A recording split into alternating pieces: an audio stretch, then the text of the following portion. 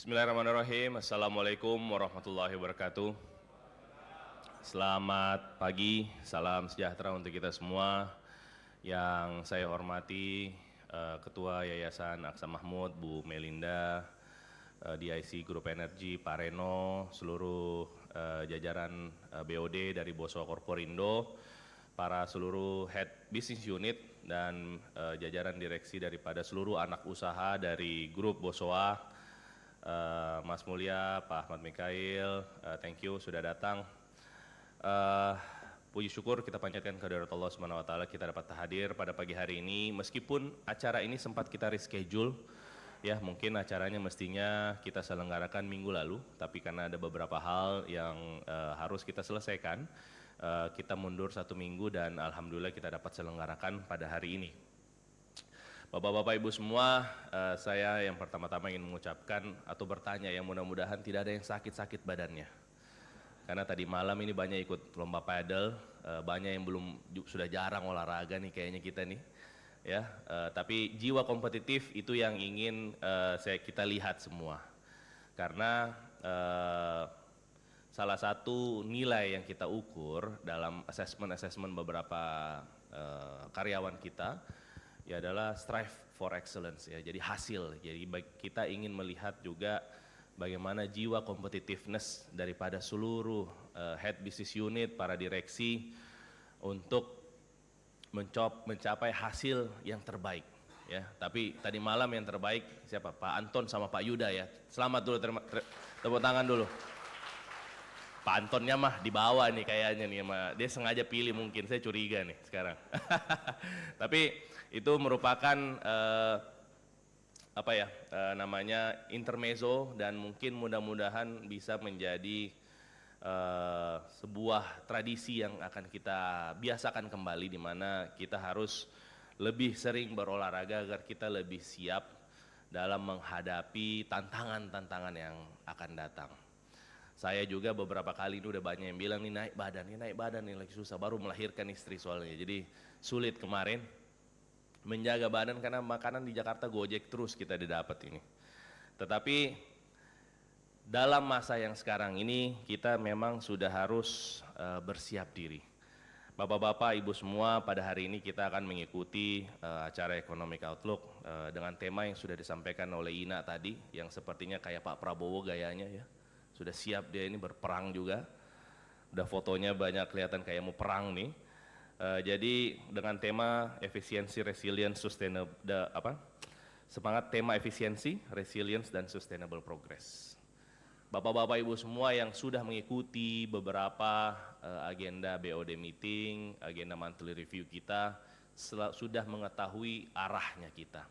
Di mana di tahun 2025 ada beberapa lini usaha atau industri kita yang memang terkena dampak dari gejolak ekonomi yang terjadi baik di Indonesia maupun secara global. Oleh karena itu, kita secara korporasi harus mempersiapkan diri, di mana jika tantangan itu terjadi karena faktor eksternal, kita harus mencari cara untuk bisa dapat lebih efisien, atau kita harus mencari cara untuk lebih kreatif mencari sumber-sumber pendapatan yang tidak terpengaruh dari faktor eksternal tersebut.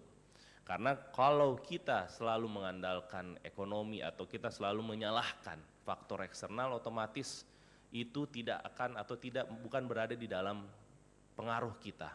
Jadi otomatis kita selalu akan bergerak dalam sebuah lingkaran setan, loophole terus begitu terus ya.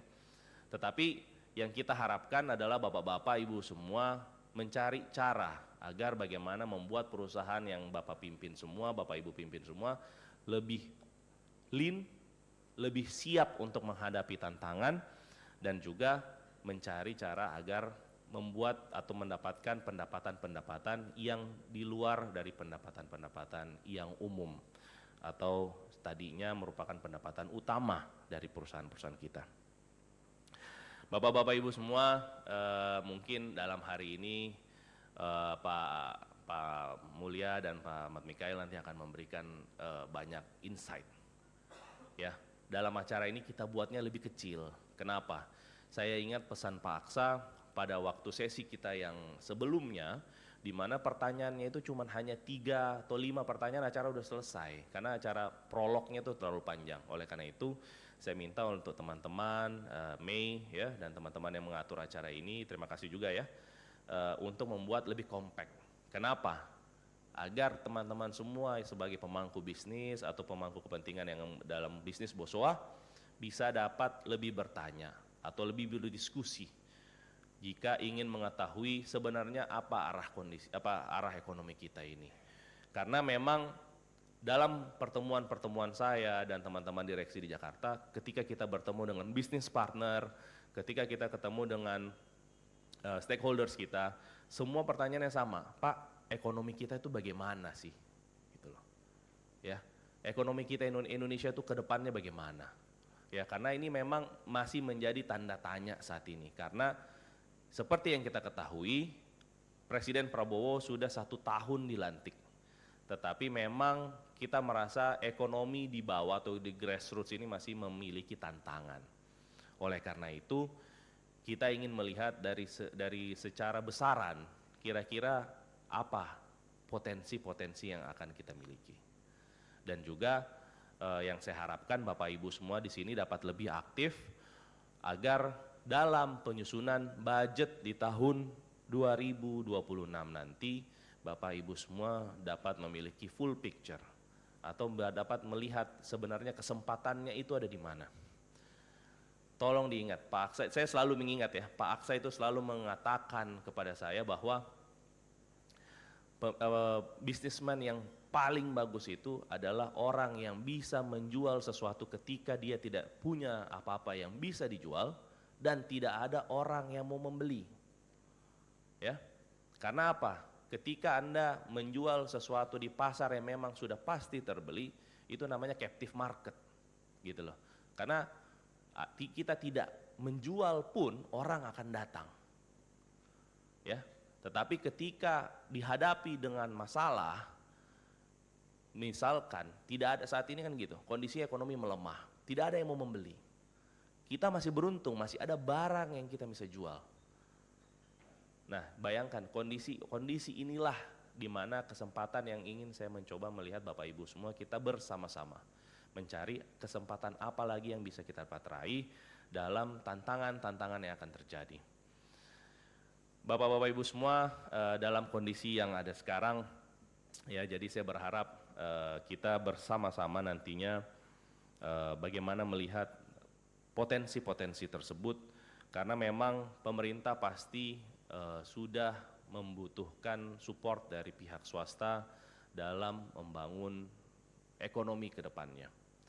Kita baru memiliki Menteri Keuangan yang baru nih ya, jadi ini saya rasa jadi media darlingnya sekarang nih Indonesia, di mana Pak Purbaya pokoknya apapun itu ceplas-ceplos ya, apapun yang dibicarakan pokoknya keluar.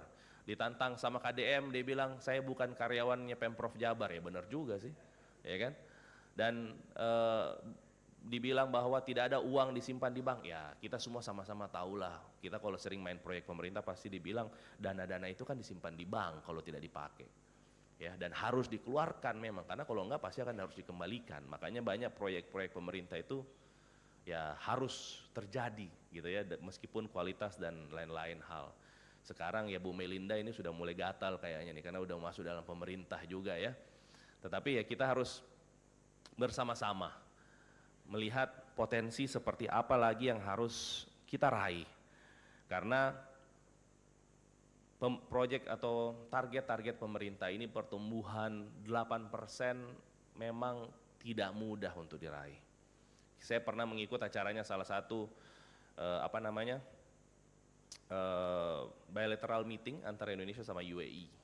Di situ menteri investasinya atau menteri luar negerinya UAE, dia marahin menteri-menteri Indonesia, dia bilang, kalau kalian mau tumbuh 8% with this current condition, with this current climate, nggak akan mudah.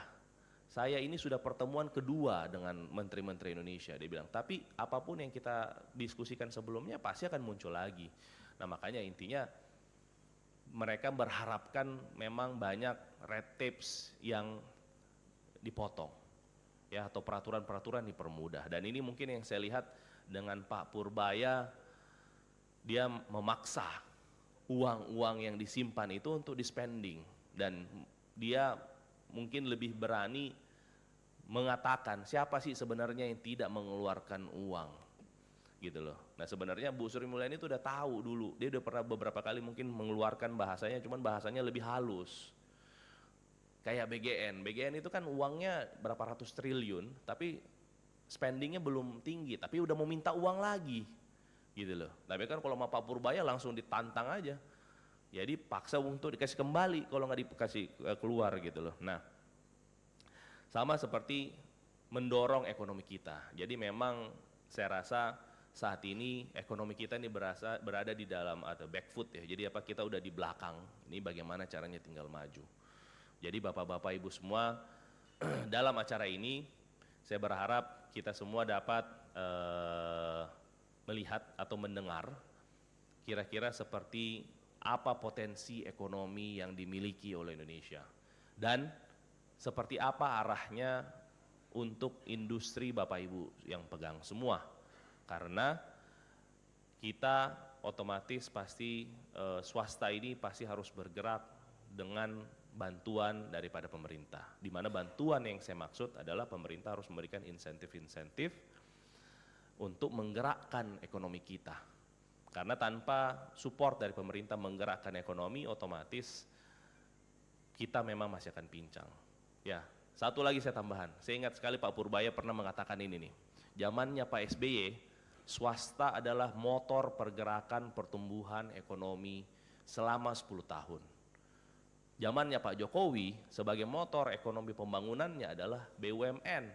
Makanya kenapa BUMN kita itu kalau dilihat neracanya semuanya berantakan, penuh hutang, penuh aset, pendapatannya tidak maksimal, gitu loh. Nah, yang ingin dilakukan disarankan oleh Pak Purbaya mengawinkan bagaimana pertumbuhan atau pergerakan yang dibangun oleh swasta digabungkan dengan BUMN.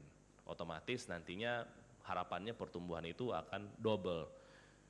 Tantangannya pasti besar karena swasta sudah mungkin tidak terlalu dilibatkan dalam pertumbuhan atau pembangunan infrastruktur sebanyak sebelumnya. Tetapi Pak Prabowo juga memiliki banyak misi ya, di mana dia ingin mencoba membangun pemerintah kita atau negara kita ini menjadi negara yang lebih baik. Dan harapannya mudah-mudahan pertumbuhan itu dapat berimpact langsung terhadap perusahaan-perusahaan atau ekonomi daerah dan seperti Boswa kita ini. Oleh karena itu, Bapak-bapak Ibu semua, saya harapkan mudah-mudahan hari ini kita bisa dapat menyaksikan, dapat lebih interaktif, dapat mengikuti acara ini dengan seksama. Mudah-mudahan acara ini dapat berguna dalam penyusunan bisnis plan Bapak-bapak Ibu semua, karena kita sama-sama berharap mudah-mudahan 2026 akan menjadi tahun yang lebih baik. Terima kasih. Wabillahi taufiq walhidayah. Wassalamualaikum warahmatullahi wabarakatuh.